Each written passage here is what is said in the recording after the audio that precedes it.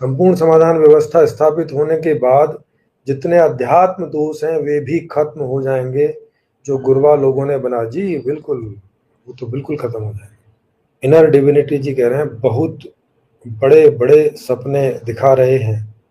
जी जी वो तो है भाई, बड़े बड़े सपने नहीं देखेंगे तो फिर उनको पूरा करने की ओर चलने का तो सवाल ही नहीं खड़ा होगा। पहले तो सपना ही देखा जाता है। ये सब सपना जैसा लगता है। जी जी बिल्कुल। और हकीकत की मैं आपको बात बताऊं तो जब मुझे ये सारी व्यवस्था निकल आई थी तो कुछ दिन तक तो मैं भी सकते जैसे में रहा था। सकता समझते हो? सकता मतलब अचंभा, हमारे लोकल में उसको ऐसे सकते में आ गया आदमी। सकते में मतलब ऐसे विश्वास नहीं हो रहा था कि यार ये सब संभव है।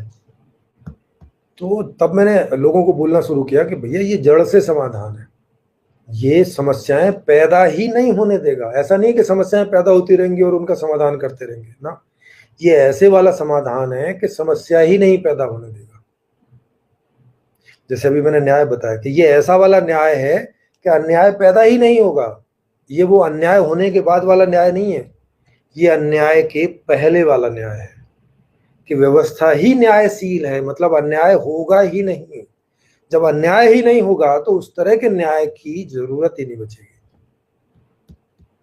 मतलब अलग लेवल की बात है। तो ज्यों ज्यों मैं इसे चेक करता गया, जो सवाल मुझे उठे, जो मुझे नहीं उठे बाद में फिर लोगों ने किए तो वहां से मुझे प्राप्त हुए, तो फिर उन पर मैंने देखा और देखा कि हर सवाल इसमें सॉल्व हो रहा है। तो फिर मेरा कॉन्फिडेंस एक अलग ही लेवल का है। अब आप देख सकते हो कि मैं कितने कॉन्फिडेंस से बात करता हूँ। अब मेरा जो कॉन्फिडेंस है वो एक अलग ही लेवल का है। माने आप उसे बोल सकते हो, मेरे पहले के कॉन्फिडेंस के हिसाब से बोल सकते हो कि एक्सट्रीम कॉन्फिडेंस है सर। पर अभी जो व्यवस्था है वो भी तो लोगों ने ही चुनी है, इसका मतलब वो अभी वाली व्यवस्था से सहमत हैं, चाहे वो बुरी जिंदगी ही क्यों ना जी रहे हो। हाँ, मौजूदा स्थिति में तो सहमत है, तभी चुन रखी है, क्योंकि इससे बेहतर तो अभी है नहीं दूसरी, है ना। वही, अगर इससे बेहतर आएगी तब फिर उनके सामने सवाल होगा कि अच्छा अब इससे बेहतर आ रही तो इसे चुने कि नहीं चुने। डेफिनेटली चुनेंगे ही। जैसे अभी जिसको चुन रखा है वो पहली वाली से बेहतर थी इसीलिए चुनी लोगों ने, नहीं तो क्यों चुनते हैं। पहली वाली से खराब आएगी तब थोड़ी चुनेंगे। जैसे पहले वाले प्रधानमंत्री से दूसरा वाला प्रधानमंत्री खराब आ जाए दोबारा थोड़ी चुनेंगे, उसको हटा देंगे। सर अगर कोई पैसे वाला इंसान एडवर्टाइज कर भी दे और गवर्नमेंट बंद करवा देगी और करने वाले को भी अंदर कर देगी, नहीं कर सकते ना ऐसे। लोकतंत्र में ऐसा नहीं होता है। पहले तो कोई ऐसा करना नहीं चाहेगा, दूसरा आपकी बात को थोड़ा बहुत ऐसा मान लिया जाए तो जब तक सरकार को ऐसा लगेगा कि ये कोई उनके लिए खतरनाक चीज हो रही है तब तक तो बवंडर मच चुका होगा। तब तक ये इतने सारे लोगों तक पहुंच चुकी होगी कि फिर एडवर्टाइजमेंट रोक के भी नहीं रुकेगी, है ना भाई। सरकार को भी कैसे कैसे अंदाजा होगा कि इससे क्या हो जाएगा। जब होने लगेगा, चारों तरफ बातें होने लगेंगी, तब ना उनको लगेगा कि अरे, जैसे मोदी जी ने वो खेती वाले नियम बनाए थे 3, तो उन्होंने तो यही सोच के बनाया ना कि किसान लोग इनको सबको अपना लेंगे, मतलब इसमें क्या प्रॉब्लम है।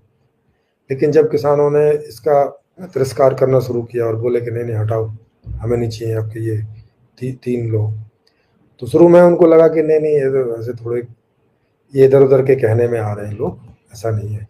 लेकिन जब संख्या बढ़ने लगी, करोड़ों में पहुंची, तब जाके उन्हें लगा कि वो खुद से सीरियस हो रहा है मामला, तो तब उन्होंने उन नियमों को वापस लिया। तब आप देख सकते हो कि वो बात पूरे भारत में तो सब जगह फैल चुकी थी, फैलने से तो रोक नहीं सकते। तो कोई भी सरकार इन बातों को फैलने से रोक नहीं सकती। जब रोकने की अगर कभी कोशिश भी करेगी तो जब तक ये इतना फैल चुका होगा कि फिर रोकने का कोई मतलब नहीं बचेगा। राइट टू रिकॉल पार्टी का क्या हाल है सबको पता। तो राइट टू रिकॉल पार्टी का तो ऐसे भी कोई बहुत मतलब नहीं है ना। देखो हर 5 साल में तो इलेक्शन होते ही है, तो राइट टू रिकॉल से क्या होगा। क्योंकि मेन बात है कि जब व्यवस्था ही खराब है तो फिर आदमी को दोष देने का कोई बहुत मतलब नहीं होता है। वो लोगों को right to recall jury system के बारे में बोल बोल कर थक गए, फिर भी इलेक्शन में एक भी सीट नहीं जीत पाए। हाँ, क्योंकि वो कोई परिणाम नहीं बता रहे ना कि भैया इससे क्या हो जाएगा। वो ये नहीं बता रहे कि इससे जॉब कैसे मिल जाएंगी, वो ये नहीं बता रहे कि हमें जो बढ़िया घर चाहिए वो इससे कैसे मिल जाएगा, कुछ भी तो नहीं बता रहे इसमें। तो लोगों को वो चाहिए, लोगों को थोड़ी मतलब है कि यार तुम राइट टू रिकॉल लाओ कि ये लाओ, कि उनको क्या लेना देना इस बात से। आम लोगों को क्या मतलब है, आप मुझे बताओ। अब वोट आम लोग करता है, विशेष लोग तो 10-15% होते हैं, वो राइट टू रिकॉल को वोट कर भी दें तो भी उससे कोई फर्क पड़ेगा नहीं। दूसरा के अच्छा राइट टू रिकॉल करके आपने मान लिया एक नेता को ऐसे खींच लिया, बुला लिया, फिर जिसको आप पहुंचाओगे फिर 2 साल उसको देखोगे, फिर तीसरे को 2 साल देखोगे, फिर नेता लोग समझ जाएंगे कि अच्छा हमारा कार्यकाल 2 ही साल का है, 2 साल में ये बुला लेते हैं, तो उसने जो भ्रष्टाचार करना होगा 2 साल में करेगा और बाहर हो जाएगा। क्या करोगे, मतलब इसका कोई अंत नहीं है ना। क्योंकि जो आप दूसरा वहां ले जा रहे हो, बिठा रहे हो नेता, वो भी क्या करेगा भाई। जब व्यवस्था ही ऐसी है तो वहां एक आदमी हटाओ, दूसरा हटाओ, तीसरा बिठाओ, चौथा बिठाओ, पांचवा बिठाओ, क्या फर्क पड़ेगा। जैसे 1950 से और अब तक 15, 16, 17, 18 प्रधानमंत्री बदल गए हर 5 साल के बाद, तो कुछ हो गया क्या। ये एक तरह से राइट टू रिकॉल ही है ना। इसे ऐसे समझो कि ये 5 साल का राइट टू रिकॉल है कि हर 5 साल में जनता जो है वो जिससे खुश नहीं है उसको हटा देती है, जिससे खुश है उसको उसका कार्यकाल बढ़ा देती है। 5 साल राइट टू रिकॉल ही समझो ना एक तरह का, ये परमानेंट राइट टू रिकॉल है कि इसमें इलेक्शन में आना ही होता है नेताओं को जनता के पास। तो कुछ हो गया क्या। 17 बार में 17 पार्टी बदल गई, देश लेवल पर या और विधानसभा लेवल पर भी बदल गई, क्योंकि वहां भी हर 5 साल में इलेक्शन होते हैं। राज्यसभा में भी बदल गए क्योंकि वहां पे भी हर 6 साल में लोग चेंज होते हैं। तो कुछ हो गया क्या, कुछ ऐसा। तो जनता वही देखती है कि ऐसा कुछ तो फर्क पड़ेगा नहीं, इस नेता को हटाएंगे दूसरे को लाएंगे, उन्हें भी ऐसे काम करना। अभी 5 साल में एक नेता भ्रष्टाचार करता है, तब 5 साल में 2 नेता भ्रष्टाचार करेंगे, या और राइट टू रिकॉल जोर कर दोगे तो 3 करेंगे। ये सोच रहे हैं कि वो डर के मारे करेगा नहीं, नहीं वो और ज्यादा करेगा फिर, क्योंकि अब तो 1.5 साल ही बचा है भाई। 5 साल में उसने मान लिया 5 करोड़ का वो करना है घोटाला, अब वो 2 साल में ही 5 करोड़ का घोटाला करके निकल जाएगा, क्योंकि अगला इलेक्शन फिर उसे लड़ना, उसमें फिर पैसा खर्च होगा। और उसे पता है कि 2 साल में विपक्षी वाले और ये मिलके और वो मिलके कर ही देंगे, और वो सेटिस्फाई कर ही नहीं पाएगा लोगों को, क्योंकि कैसे कर पाएगा जब व्यवस्था ही ऐसी है। तो जहां 90% लोग गरीब हैं, जहां ऑक्सफैम की रिपोर्ट है कि भैया 73% हर साल की इनकम 1% की जेब में जाता, क्या कर लेगा। जिसके पास सॉल्यूशन नहीं है वो नेता क्या करेगा, कुछ नहीं कर सकता।